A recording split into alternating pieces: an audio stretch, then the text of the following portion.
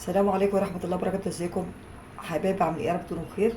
النهارده هنعمل مع بعض طريقة عمل كوسة مطبوخة بالفراخ بتكات وحراشة مهاجة بسيطة ورائعة وسهلة وجميلة وخطيرة.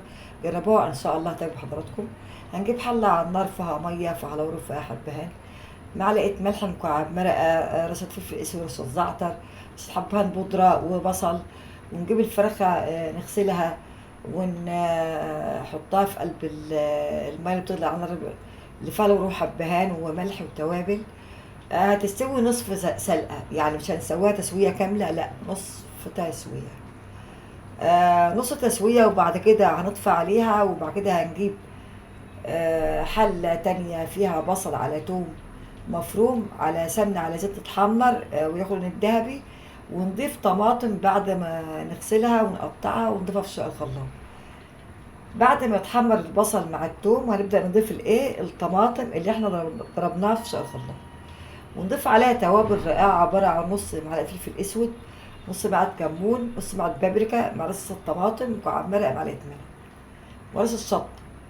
وبعد كده هنبدأ نجيب لما تتسبك هنضيف مرقة الفرخة ومعاها الفرخة عشان تكمل تسويتها، لأن هي من الأول نص تسوية.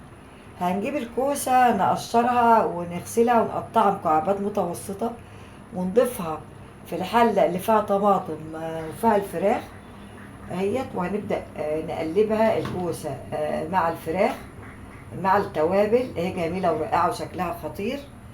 وهنبدأ نغرفها في الطبق عشان نطلعها على المائدة بتكات وحشو مهاجر. جربوها ان شاء الله هتعجب حضراتكم.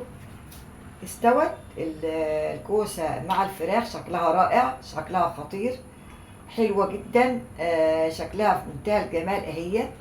استوت وشكلها لذيذ وشكلها جميل. جربوها ان شاء الله هتعجب حضراتكم بتكات وحشو مهاجر. وهنطلع الطبق على المائدة. ربنا يسعدكم ويكرمكم وكل سنة وانتم طيبين.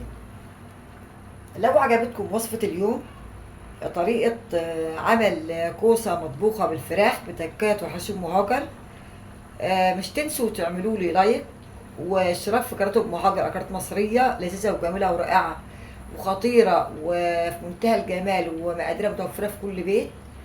وكمان تفعلوا لي زرار الجرس عشان يوصلكم كل جديد بتكات وحشو مهاجر.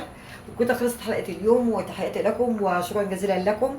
وسنة طيبين، واشكركم واقول لكم مع السلامة.